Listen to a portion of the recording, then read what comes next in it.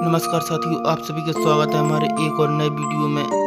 आप सभी से निवेदन है, अगर आपने अभी तक हमारे चैनल को सब्सक्राइब नहीं किया तो हमारे चैनल को लाइक एवं सब्सक्राइब जरूर करें और देखते रहिए ऐसे ही नई नई कहानियाँ। तो आइए जानते हैं आज की कहानी के बारे में। मूर्तिकार और पिता पुत्र की कहानी के बारे में।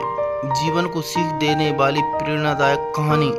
एक बार छोटे से गाँव में एक मूर्तिकार रहता था जो बहुत ही सुंदर और आकर्षक मूर्तियां बनाता था, लेकिन अब वो आदमी थोड़ा बूढ़ा हो गया था।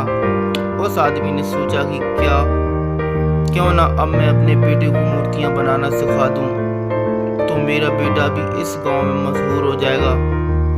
आदमी ने जब अपने बेटे से इस बारे में बात की तब बेटा भी मान गया। अगले ही दिन बेटे ने मूर्तियां कैसे बनाते ये सीखना शुरू कर दिया।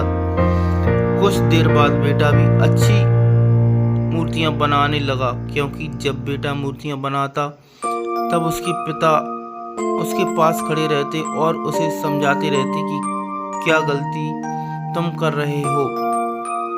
कुछ वक्त बाद बेटा अपने पिता से भी अच्छी मूर्तियां बनाने लगा। गांव वाले लोगों ने भी बेटे की मूर्तियों को पिता की मूर्तियों से ज़्यादा अच्छा बोलना शुरू कर दिया। बेटा ये सब सुनकर काफ़ी खुश हुआ। बेटे की इतनी तारीफ सुनकर पिता बेटे से भी ज़्यादा खुश हुए, लेकिन अब बेटे की बनाई हुई मूर्तियों में पिता ने जब बेटे को उसकी गलती बताई तब बेटे अपने पिता से कहा, मैं आपसे कहीं ज़्यादा अच्छी मूर्तियां बनाना जानता हूं और मेरी मूर्तियों की कीमत तो आप की बनाई हुई मूर्तियों से ज़्यादा है। अब आपको मुझे सलाह देने की कोई ज़रूरत नहीं। बेटे की ये बात सुनकर पिता चुप हो गए और वहाँ से चले गए। फिर कुछ देर बाद बेटे ने अपने पिता से कहा कि मुझे लगता है कि मेरी बनाई हुई मूर्तियों की कीमत उतनी नहीं होनी चाहिए जितनी अभी है। मुझे लगता है कि मुझे दूसरी दुकान में अपनी मूर्तियां बेचनी चाहिए, इससे मेरा ज़्यादा मुनाफा होगा। पिता ने कहा, ठीक है, तुम अपनी अलग दुकान खोल लो। बेटे ने अपनी अलग दुकान खोल दी और अपनी मूर्तियों का दाम अपने पिता की मूर्तियों से ज़्यादा रखा। अब जो लोग पिता की मूर्तियां ज़्यादा खरीदते थे, उन्होंने बेटे की मूर्तियां जितना दाम भी ज़्यादा था उसको खरीदना शुरू कर दिया। बेटा बहुत खुश था कि मैं अपने पिता से ज़्यादा अच्छा मूर्तिकार बन गया। कुछ वक्त तक तो सब कुछ ऐसे ही चलता रहा, लेकिन कुछ वक्त बाद लोगों ने बेटे की मूर्तियों को देखना भी बंद कर दिया।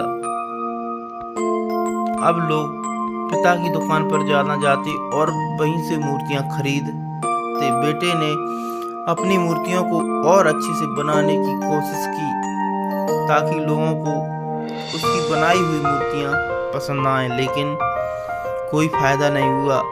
बेटा कोशिश करते करते थक गया। अपने पिता की दुकान पर इतने लोगों की भीड़ देखकर बेटे को काफ़ी गुस्सा आया। बेटा अपने पिता के पास गया और बोला, आपने अपनी मूर्तियों में ऐसा क्या किया कि लोग आपकी ही दुकान से मूर्ति खरीद रहे हैं? मेरी मूर्तियों को तो कोई देखना भी नहीं चाहता। पिता ये सुनकर मुस्कुराए और कहा, ऐसा इसलिए हुआ क्योंकि तुमने ये सीखना ही छोड़ दिया कि अच्छी मूर्ति बनाने कैसे बनाते हैं।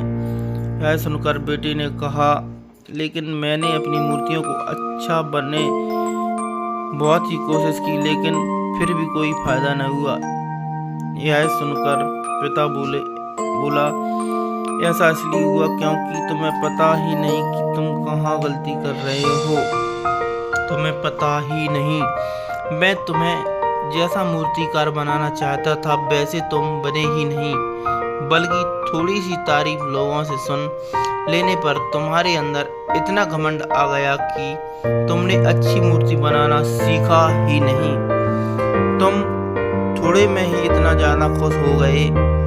ये सुनकर बेटे को अपनी गलती का एहसास हुआ। बेटा अपने पिता के पास वापस लौटकर आया और अच्छी मूर्ति कैसे बनाते हैं ये सीखना उसने फिर से शुरू कर दिया। सीख, हम जो भी काम करते हैं हमें उस काम को हमेशा सीखते रहना चाहिए। फिर भले ही गलतियों से सीखो या फिर अनुभव से सीखो, लेकिन कभी भी अपने आप पर या अपने काम पर घमंड मत करो। तो आप सभी से निवेदन है कि हमारे चैनल को लाइक एवं सब्सक्राइब करें और देखते रहिए ऐसी ही नई नई कहानियाँ।